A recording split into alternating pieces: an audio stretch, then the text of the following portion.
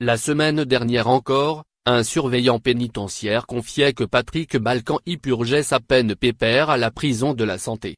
Il n'empêche, le maire, LR, de Levallois-Perret aimerait bien retrouver son épouse, Isabelle, et ses administrés.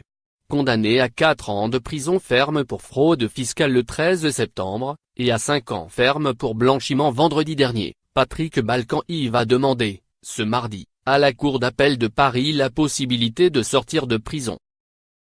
Au-delà de son cas personnel, l'audience a surtout de l'importance en vue des élections municipales de mars prochain.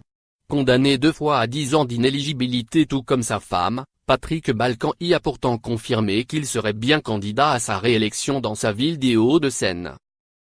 Pour son projet électoral, Patrick Balkany peut compter sur le code de procédure pénale. L'appel qu'il a formé suspend la peine à laquelle il a été condamné. Mais pour l'instant, il est toujours en détention provisoire.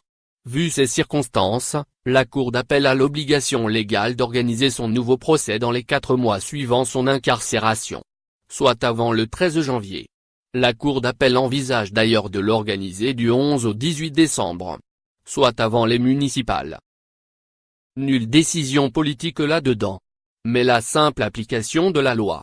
De l'article 62 de la loi du 23 mars 2019 pour précis.